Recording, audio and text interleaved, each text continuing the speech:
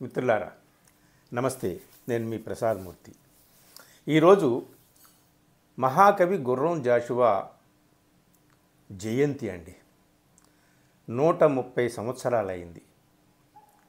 1895 September 28న ఆయన జన్మించాడు.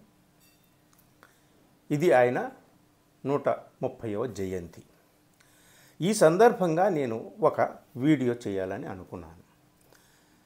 జాషువా పద్యాలు అందరూ జాషువా పద్యాలు అనగానే బ్రహ్మాండంగా హృద్యంగా అద్భుతంగా పాడేటటువంటి వాళ్ళు మనకు వీడియోలు దొరుకుతాయి, ఆ పద్యాలు దొరుకుతాయి.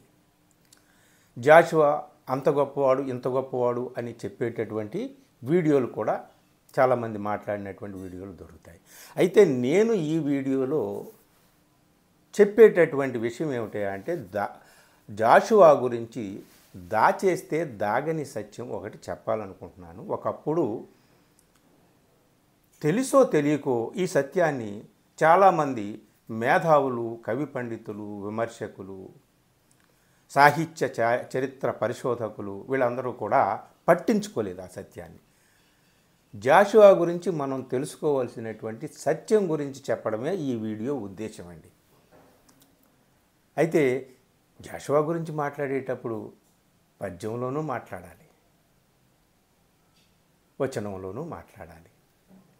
ఇదిగో జాషువా గారి సమగ్ర సాహిత్యాన్ని మనసు ఫౌండేషన్ వారు ప్రచురించారు. ఈ పుస్తకం నా చేతుల్లో ఉంది. ఇక జాషువా గారి పుస్తకాలు చాలా దొరుకుతాయి. ఆయన నా కథ అని 3 భాగాలుగా రాశారు.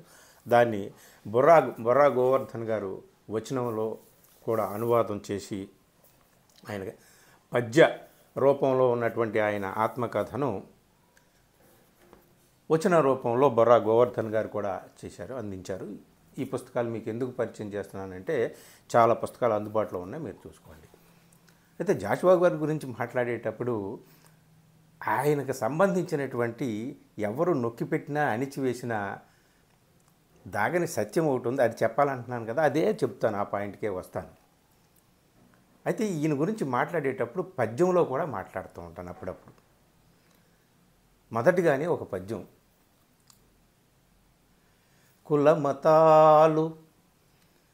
కులమతాలు గీచుకున్న గీతలు జొచ్చి పంజరాన కట్టువడను నేను, నిఖిల లోకమెట్లు నిర్ణయించిన నాకు తిరుగులేదు విశ్వనరుడనేను, నాకు తిరుగులేదు విశ్వనరుడనేను. ఇదే పద్యాన్ని ముందుగా నేను ఎందుకు చెప్తున్నానంటే ఎండింగ్లో కూడా ఈ పద్యాన్ని మీకు చెప్తాను. దీని విశిష్టత ఏమిటో. తనను తాను విశ్వనరుడను అనుకున్నాడు జాషువా, కానీ జాషువా విశ్వకవి అని నేను అంటాను. ఎందుకో ఇప్పుడు చెప్తాను. సో ఆయన కాలంలో మేటి కవులందరూ ఉన్నారు. గురజాడ అప్పారావు దగ్గర నుంచి కందుకూరి వీరేశలింగం, చిలకమర్తి లక్ష్మీ నరసింహం కవులు, ఈ వీళ్ళు పూర్తి వృద్ధాప్య దశలో ఉన్నారు. ఈయనకి గుర్రం జాషువా గారికి నూనూగు మీసాల దశలో వాళ్ళు, జీవన అవసాన దశలో వారు ఉన్నారు. అయితే భావకవిత్వానికి ప్రాతినిధ్యం వహించినటువంటి కృష్ణశాస్త్రి ఆ కాలంలోనే ఉన్నాడు. అభ్యుదయ కవిత్వానికి ప్రాతినిధ్యం వహించిన మహాకవి శ్రీశ్రీ ఆ కాలంలోనే ఉన్నాడు. అలాగే సాంప్రదాయ ప్రాచీన కవిత్వానికి ప్రాతినిధ్యం వహించేటటువంటి విశ్వనాథ సత్యనారాయణ, కవి సామ్రాట్ విశ్వనాథ సత్యనారాయణ కూడా జాషువా జీవించిన కాలంలోనే ఉన్నాడు. విశ్వనాథ సత్యనారాయణ నవలలు రాశారు, ఎన్నెన్నో గేయాలు రాశారు, అనేక ప్రక్రియలు చేసినప్పటికీ కూడా చాలామంది విమర్శకులు ఆయన ప్రాచీన సాంప్రదాయ కవిత్వానికి ప్రతినిధి. అలాగే అవధాన ప్రక్రియను పతాక స్థాయికి తీసుకువెళ్ళినటువంటి తిరుపతి వెంకట కవులు అదే కాలంలో ఉన్నారు, కొప్పర్తి కవులు అదే కాలంలో ఉన్నారు. అంటే తెలుగు సాహిత్యంలో మేటి కవులు అందరూ ఉన్నటువంటి యుగంలో, కాలంలో గుర్రం జాషువా కూడా ఉన్నారు. అయితే గుర్రం జాషువా ఆ మేటి కవులు మహాకవులు అనుకుంటున్నటువంటి వాళ్ళందరికంటే కూడా ఒక ప్రత్యేకతను సంతరించుకొని ఉన్నాడు, ఒక విశిష్టతను సంపాదించుకొని ఉన్నాడు. అందుచేత ఆ సోకాల్డ్ మేటి కవులు అందరికంటే కూడా గుర్రం జాషువా చాలా ముందున ఉంటాడు, చాలా ముందు వరుసలో అందరికంటే ముందు ఉంటాడు, ఇంకా చాలా దూరంగా కూడా ఉంటాడు. ఎందుకు వాళ్ళందరికంటే గుర్రం జాషువా విశిష్టత ఏమిటి? ఇది ఈ వీడియోలో నేను చెప్పదలుచుకున్నది. మిత్రులారా, ఏ కవి అయినా అతను తన మాతృభాషలో రాస్తాడు, కానీ తన దేశపు ఆత్మను అక్షరాల్లో అనువాదం చేసి విశ్వవేదిక మీద వినిపించినటువంటి కవి మాత్రమే జాతీయ కవి అవుతాడు, విశ్వకవి అవుతాడు. ఎందుకంటే ఆ దేశం యొక్క ఆత్మ ఏదైతే ఉంటుందో అది అతని అక్షరాల్లో ప్రతిఫలిస్తుంది. తద్వారా విశ్వము ఓహో ఫలానా దేశం యొక్క ప్రత్యేకత ఇది, దాని ఆత్మ ఇది అని విశ్వం పట్టుకుంటుంది. అందుకని ప్రాంతీయ స్థాయి నుంచి, జాతీయ స్థాయి నుంచి విశ్వస్థాయికి ఎదుగుతాడు ఒక మహాకవి. ఆ మొత్తం లక్షణాలన్నీ పుణికిపుచ్చుకున్నటువంటి వాడు మహానుభావుడు గుర్రం జాషువా. ఇది ఇప్పుడు ఇంతకీ ఏమిటది? ఆ ప్రత్యేక జాతీయ స్థాయి ఏమిటి, అంతర్జాతీయ స్థాయి ఏమిటి అనేది. సో మనం ఆనాడు ఉన్నటువంటి కవులందరినీ చూసుకున్నాం. జాషువా యొక్క ప్రత్యేకత ఏమిటయ్యా అంటే, ఒక దేశపు ఆత్మ తన అక్షరాల్లో ప్రతిఫలించేలాగా చేశాడు. అందుకని ఆయన జాతీయ కవి అయ్యాడు, అంతర్జాతీయ కవి అయ్యాడు. ఒక దేశపు ఆత్మ అంటే మన దేశపు ఆత్మ, మన భారతీయ ఆత్మ. అది ఏమిటి? మిగిలిన కవులు పట్టుకోలేనటువంటి ఆ లక్షణం ఏమిటి అంటే, భారతదేశానికి ఉన్నటువంటి ఒక ప్రత్యేక లక్షణం కులం. భారతదేశానికి ఏ దేశంలోనైనా సరే మనుషులందరూ కూడా రెండు వర్గాలుగా విభజింపబడతారు.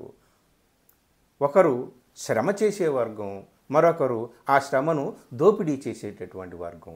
కానీ భారతదేశంలో మాత్రం శ్రమ చేసే వర్గంలో కులం ఆధారంగా దోపిడీ చేసేటటువంటి ఒక ప్రత్యేకమైనటువంటి లక్షణం ఈ దేశంలో ఉంది. అంటే ఇక్కడ శ్రామికులు కేవలం శ్రామిక వర్గానికి మాత్రమే చెందినటువంటి వాళ్ళు కాదు. ఇక్కడ శ్రమ దోపిడీకి గురైనటువంటి దాదాపు 90% పైచిలుకు అస్పృశ్యులు, అణగారినటువంటి జాతుల నుండి, నిమ్న కులాల నుండి వచ్చినటువంటి వాళ్ళు.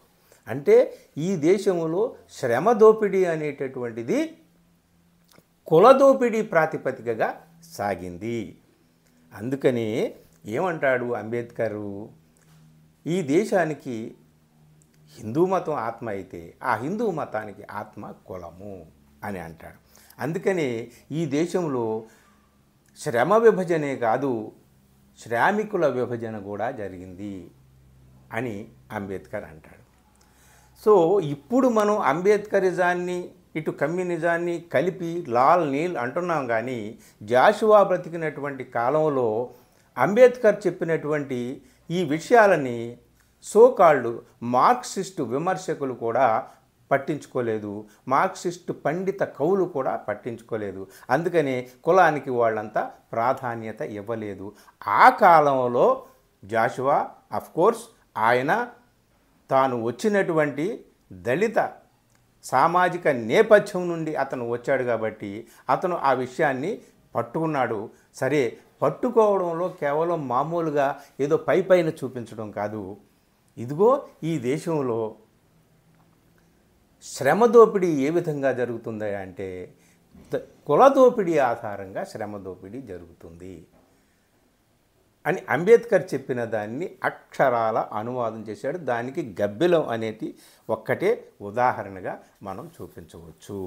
అంటే చాలా రకాలుగా ఆనాటి మేటి కవులతో పోటీ పడేటటువంటి కవిత్వం రాశాడు.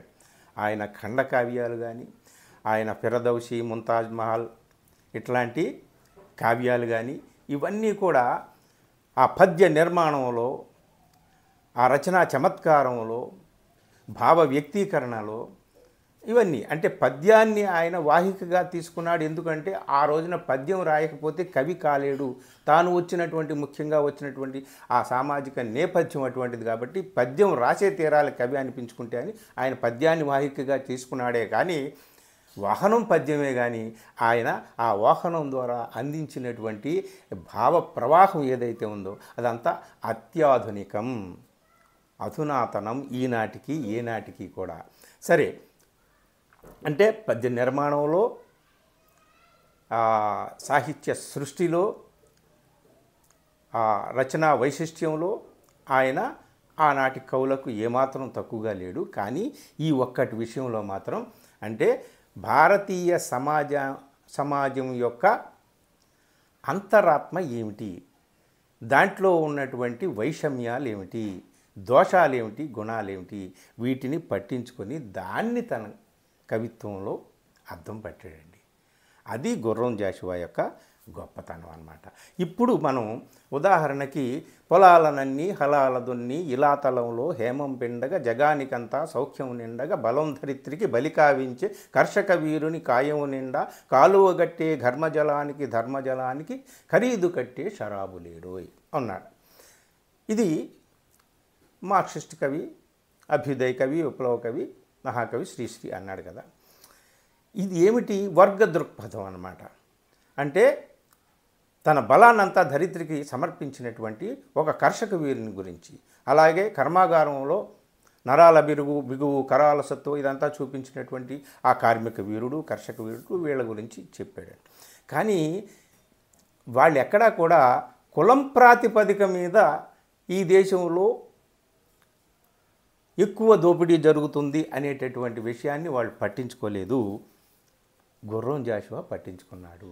దానికి పరమోదాహరణ గబ్బిలం.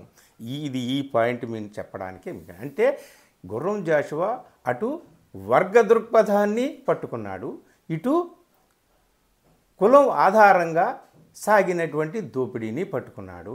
ఈ దేశంలో 90% పైగా కులం ఆధారంగా దోపిడీకి గురవుతున్నారు. వాళ్ళ శ్రమ దోపిడీ అనేటటువంటిది వాళ్ళ కులం మీద జరుగుతున్నటువంటి దోపిడీ. పూజారి పండిత వర్గాలు కానీ అందరూ కూడా చేసింది ఏమిటయ్యా అంటే వాళ్ళు పంట పొలాల్లో పనులు చేయించుకున్నారు, కర్మాగారాల్లో పనులు చేయించుకున్నారు, ఇళ్లల్లో, లోగిళ్లలో, భవనాల్లో పనులు చేయించుకున్నారు. వాళ్ళందరి చేత వాళ్ళ రెక్కలు ముక్కలయ్యేలా పనులు చేయించుకున్నారు. కానీ వాళ్ళకి ఊళ్ళో నడిచేటటువంటి హక్కు, అర్హత ఇవ్వలేదు.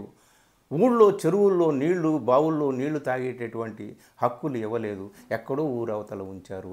ఇది భారతదేశం యొక్క ప్రత్యేక పరిస్థితి.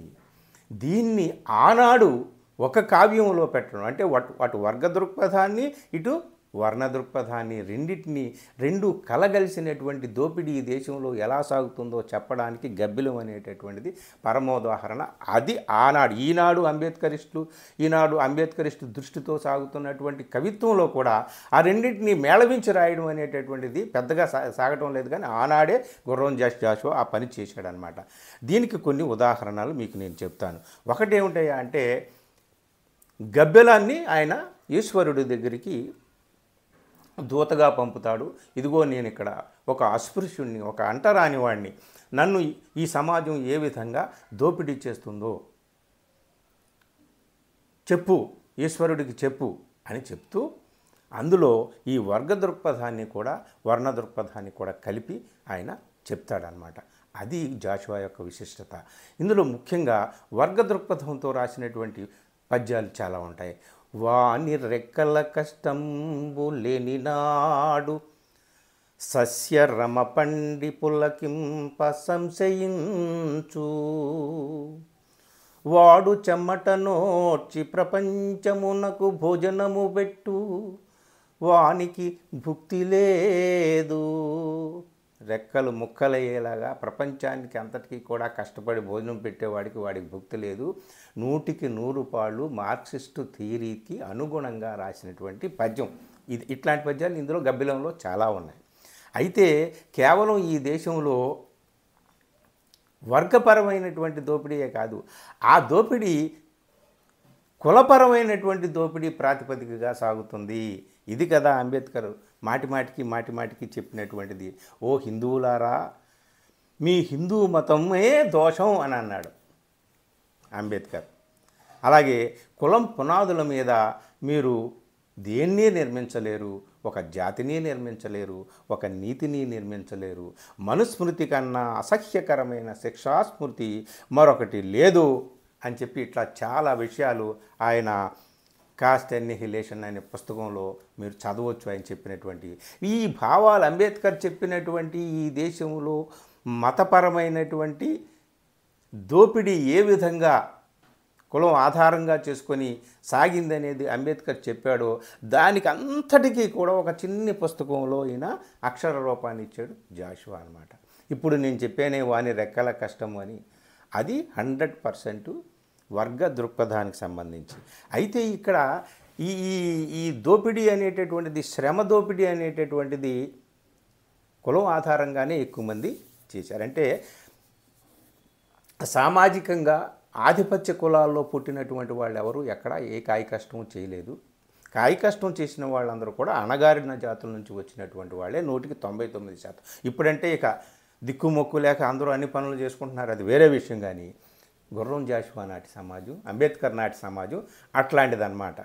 సో ఇప్పుడు ఈ ఈ ఈ దోపిడీకి, అంటే ఈ దేశంలో శ్రమ దోపిడీకి మూల కారణమైనటువంటి కుల దోపిడీ ఉందే, కుల పీడన ఉందే, దానికి కొమ్ము కాస్తున్నటువంటి హిందూ మతం ఉందే, మనుస్మృతి ఉందే, దాన్ని ఏకి పారేశాడండి. దాని చుట్టూ ఉన్నటువంటి అన్ని విశ్వాసాలను పటాపంచలు చేసేసాడు జాషువా. ఇక్కడ జాషువా ప్రత్యేకత ఉంది. ఇదే గబ్బిలంలో ఆయన కర్మ సిద్ధాంతాన్ని, దేవీ దేవతల్ని అందరినీ కూడా కడిగి పారేస్తాడు. ఆ పద్యాలు కొన్ని మీకు చెప్తాను. ఏమిటి కర్మ సిద్ధాంతంతో కట్టిపాడేస్తారు ఎవరిని? వీణ్ణి, కష్టపడేటటువంటి వాడిని. అరే నువ్వు పూర్వజన్మలో పాపం చేసుకున్నావు, ఈ జన్మలో కష్టం పడుతున్నావు, ఈ జన్మలో మంచి చేసుకో, వచ్చే జన్మలో. ఇది కర్మ. కర్మ సిద్ధాంతమున నోరు కట్టివేసి స్వార్థలోలురు నా భుక్తిని అనుభవింతురు అన్నాడు. ఇంతకు మించి మార్క్సిస్ట్ థియరీ ఏమని చెప్పండి. కర్మ సిద్ధాంతమున నోరు కట్టివేసి స్వార్థలోలురు నా భుక్తిని అనుభవింతురు. నాకు దక్కాల్సినటువంటి హక్కులన్నింటినీ కూడా కర్మ సిద్ధాంతం అనే దాంతో కట్టివేస్తున్నారు అని చెప్పేసి మతం మీద తీవ్రమైనటువంటి, మతం మీద ఆయనకి ఏ కోపం ఆగ్రహం లేదు, కానీ మతం పేరు మీద సాగినటువంటిది. మరి మతం పేరు మీదే కదా సాగింది. మరి దేవుళ్ళు దేవతలు ఎందుకు ఈ దుర్మార్గాన్ని, ఈ అన్యాయాన్ని, ఈ దౌష్ట్యాన్ని, ఈ అక్రమాన్ని, ఈ అణచివేతని, దీన్నంతటినీ ఎందుకు వాళ్ళు సహించారు? సహించకూడదు కదా, అందరినీ సమదృష్టితో చూస్తే. కాబట్టి వాళ్ళని దోషులుగా నిలబెడుతున్నాడు అన్నమాట. అందుకనే ఈయన ఏం చెప్తాడు? నాదు కన్నీటి కథ సమన్వయము చేయ ఆర్ద్ర హృదయంబు కూడా కొంత అవసరంబు అని అన్నాడు. ఆర్ద్రమైన హృదయం కావాలి. నా కన్నీటి కథ అంటే ఈ దేశంలో పుట్టినటువంటి ఒక దళితుడు, ఒక అస్పృశ్యుడు, అంటరానివాడు, నిమ్మన కులస్తుడు, వాడి యొక్క కన్నీటి కథ.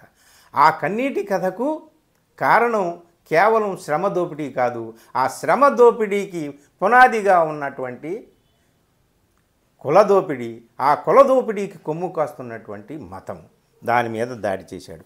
అందుకనే ఈయన అంటాడు కదా, నా కన్నీటి కథను సమన్వయం చేయడానికి ఆర్ద్ర హృదయం కావాలంటే ఏమిటి అంటే ఈ దేశపు యొక్క ప్రత్యేక పరిస్థితి ఏమిటో అంబేద్కర్ చూసినట్టుగా నువ్వు కూడా చూడగలగాలి. ఆనాడు మేటి మార్క్సిస్టు విమర్శకులు కానీ పండిత కవులు కానీ ఎవరూ కూడా ఈ దృష్టితో ఈ దేశంలో ఉన్నటువంటి దోపిడీ తత్వాన్ని గమనించలేదు, ఒక్క జాషువా తప్ప. అందుకని ఉతికి పారేస్తాడనమాట హిందూ మతం మీద ఆయన దాడి. చూడండి, వాని తల మీద పులిమిన పంకిలమును కడిగి కరుణింపలేదయ్య గగనగంగా. వాని తల మీద పులిమిన పంకిలము, ఈ బురద ఏం బురద? అస్పృశ్యత అనే బురద, అంటరానితనం అనే బురద, శ్రమదోపిడి, కులదోపిడి అనేటటువంటి బురద. మరి ఈ పాప పంకిలాన్ని కడిగేది అతి పవిత్రమైంది కదా మీ దృష్టిలో గంగానది. మరి వీడి పంకిలాన్ని ఎందుకు? వీడి తల మీద పులిమినటువంటి ఈ బురద, ఈ మతం దీన్ని ఎందుకు కడగలేదు? వాని నైవేద్యమున అంటువడిన నాడు మూడు మూర్తులకు కూడా కూడు లేదు. వాడు గుడిలోకే రావడానికి వీలేదు. వాడు గుడి కట్టడానికి అవసరం, కానీ గుడిలో అడుగు పెట్టడానికి హక్కు లేదు వాడికి. వాడు ముట్టుకుంటే మూడు మూర్తులకు కూడా ఆ రోజున కూడు ఉండదన్నమాట. ఇలాంటి అంటే మతపరమైనటువంటి అన్ని విషయాల్ని ఆయన దుయ్యబట్టాడు. కాబట్టి ఆనాటి కవులు ఎవరు ఈ విషయాన్ని పట్టించుకోలేదు. కాబట్టి జాషువా అందరికంటే మించినటువంటి ప్రత్యేకత కలిగిన కవిగా అన్నాడు. పామునకు పాలు చీమకు పంచదార మేపుకొనుచున్న కర్మభూమి జనించు ప్రాక్తనంబైన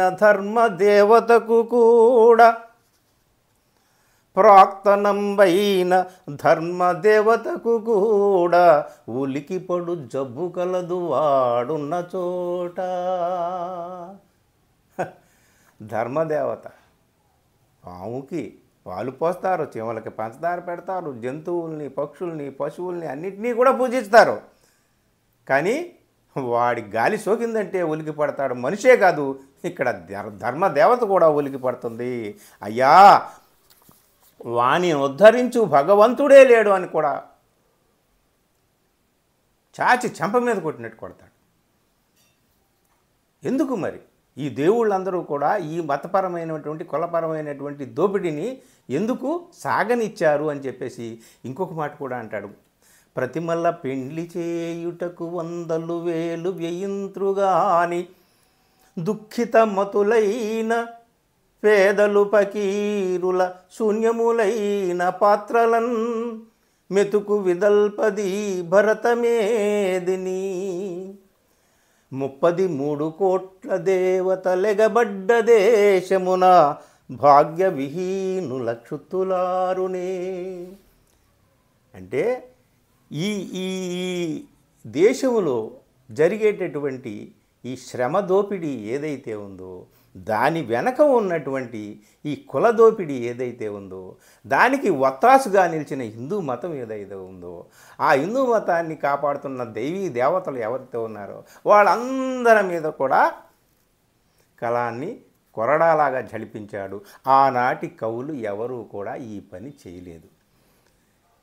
గబ్బిలంలో ఇటు మార్క్సిస్టు కవిగా గుర్రం జాషువా కనిపిస్తాడు, ఇటు అంబేద్కరిస్టు కవిగా కూడా గుర్రం జాషువా కనిపిస్తాడు, ఒక నాస్తికుడుగా కనిపిస్తాడు, ఒక హేతువాదిగా కనిపిస్తాడు. కాబట్టి ఆయన అందరికంటే ముందున్నాడు. భారతీయ ఆత్మ ఏమిటో దాన్ని పట్టుకున్నాడు. ఆ ఆత్మ యొక్క స్పందన తన అక్షరాల్లో ప్రతిఫలింపజేశాడు. అవి విశ్వవీధుల్లో వినిపించాడు. అందుకని ఆయన ఎన్నని చెప్పాలి. సరే, ఆయన కులం గురించి, కులంలో ఆయన వచ్చినటువంటి నేపథ్యాన్ని బట్టి ఆయన ఎన్నో బాధలు పడ్డాడు, ఎన్నో తిరస్కారాలకు, నిర్లక్ష్యాలకు గురయ్యాడు. అలాగే పెద్ద పెద్ద కందుకూరి వీరేశలింగం, చిలకమర్తి లక్ష్మీనరసింహం లాంటి వాళ్ళ ఆశీస్సులు పొందాడు.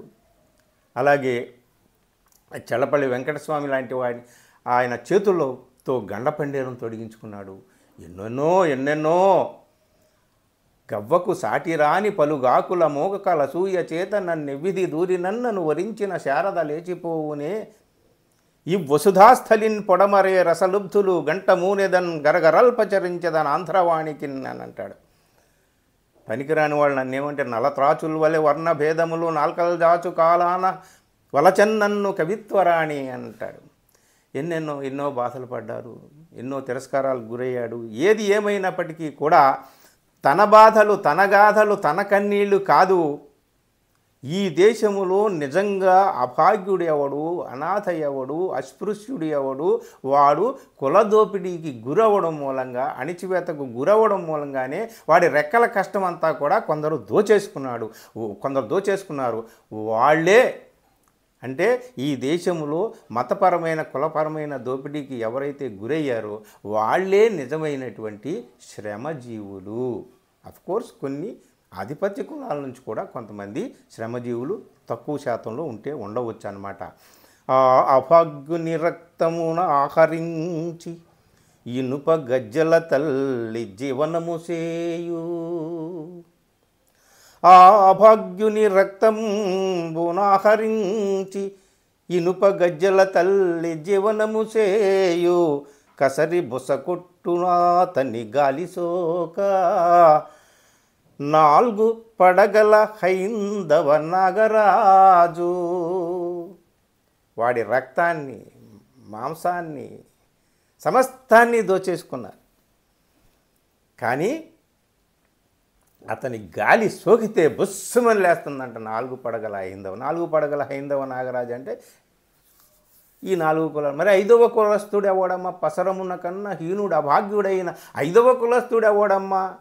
సవిత్రి అని కూడా ఈయన ప్రశ్న వేస్తాడు. పుట్టాడుగా పంచముడు. సో ఇవన్నీ కూడా గమనించిన తర్వాత మిత్రులారా మనకు అర్థమవుతుంది ఏమిటా అంటే కేవలం వర్గ దృక్పథం ఉండడం అనేటటువంటిది ఈ దేశంలో కేవలం వర్గ దృక్పథమే, కమ్యూనిస్ట్ దృక్పథమే ఉంటే చాలు అనుకొని ఒకానొకప్పుడు భ్రమలో ఉన్నటువంటి వాళ్ళు అమూర్తమైనటువంటి విప్లవ భావాలు అవన్నీ కూడా అంటే సరైన నీ శత్రువు ఎవడో నీకు తెలియదు. అది అమూర్తం. నువ్వు చెప్తున్నటువంటి విప్లవం అమూర్తం, మూర్తిమత్వం లేదు, నీ కళ్ళకు కట్టడం లేదు. కానీ శత్రువుని స్పష్టంగా చూసినటువంటి వాడు అంబేద్కర్. ఆ అంబేద్కర్ యొక్క ఐడియాలజీని అక్షరాల్లోకి దింపి కమ్యూనిజాన్ని, అంబేద్కర్ని కలగలిపి అక్షరాల్లో పెట్టి మొట్టమొదటిసారిగా ఈ దేశంలో మరి ఏ భాషలోనైనా ఎవరైనా చేశారో లేదో తెలియదు, కానీ తెలుగులో మాత్రం చేసింది కేవలం గుర్రం జాషువా ఒక్కడే చేశాడండి ఆ పని. అందుకని ఆనాటి మేటి కవులందరికంటే కూడా ఒక ప్రత్యేకమైనటువంటి విశిష్టమైనటువంటి కవిగా ఉంటాడు. అలాగే ఈ దేశంలో జరిగేటటువంటి దోపిడీ ఏ పునాదుల మీద జరుగుతుందో దాన్ని పట్టుకొని తన అక్షరాల్లో ఈ దేశపు ఆత్మను అనువదించాడు. కాబట్టి గుర్రం జాషువా కేవలం తెలుగు కవి మాత్రమే కాదు, ఆయన భారత జాతీయ కవి. మన జాతీయతలో ఉన్నటువంటి ప్రత్యేకత ఏమిటి, మన జాతీయతలో ఉన్నటువంటి దోషాలు ఏమిటి, వీటినన్నింటినీ కూడా విశ్వవేదిక మీదకు తీసుకువెళ్ళినటువంటి కవిగా ఆయన విశ్వకవి అయ్యాడు. ఇప్పుడు మొదట వినిపించిన పద్యాన్ని మళ్ళీ ఒక్కసారి మీకు వినిపిస్తా. ఎందుకంటే కుల మతాలు గీచుకున్న గీతలు జొచ్చి పంజరాన కట్టువడను నేను, నిఖిల లోకమెట్లు నిర్ణయించిన నాకు తిరుగులేదు విశ్వనరుడనేను. తనను తాను విశ్వనరుడు అని అనుకున్నాడు. కులం, మతం వీటి మధ్య నన్ను మీరు బంధించలేరు అని చెప్పాడు. కానీ తనను తాను విశ్వనరుడు అనుకున్నటువంటి జాషువా ఆయన విశ్వకవి. అంటే తన కాలపు మేటి కవులందరికంటే కూడా మెరుగైనటువంటి కవిగా నిలబడడానికి కేవలం ఒక్క గబ్బిలంని ఆయన చూపిస్తే చాలు. అలాగే విశ్వజనీనమైనటువంటి కావ్య వస్తువులు, ఖండకావ్యాల్లోకి వెళ్ళండి. ఒక పసిపాప గురించో, ఒక పక్షి గురించో, ఒక గిజిగాడు కట్టేటటువంటి గూడు గురించో, శ్మశానం గురించో, ఇవి విశ్వజనీనమైనటువంటి వస్తువులు అన్నమాట. ఇట్లాంటి వాటిని తీసుకొని ఆనాడు వాళ్ళందరికంటే కూడా విశిష్టమైనటువంటి వస్తువులు తీసుకొని ఖండకావ్యాలుగా రాశాడు. ఆ విధమైనటువంటి కృషిలో కూడా ఈయన అందరికంటే ముందుంటాడు. అలాగే తీసుకున్నటువంటి వస్తువును అద్భుతమైనటువంటి అజరామరమైనటువంటి శిల్పంతో మలిచినటువంటి తీరులో కూడా ఆయన ఆ మేటి కవులందరికంటే కూడా ముందుంటాడు. ఎవరికి తీసిపోడు. సరికదా ఇందాక నేను చెప్పానే ఈ భారతీయతను పట్టుకున్నటువంటి అలాగే తన అక్షరాల్లో పట్టించినటువంటి కవిగా గుర్రం జాషువా విశిష్టమైనటువంటి కవిగా ఉంటాడు, ప్రత్యేకమైన కవిగా ఉంటాడు. ఇది ఆనాడు ఎవ్వరూ కూడా జాషువా గురించి చెప్పలేదు.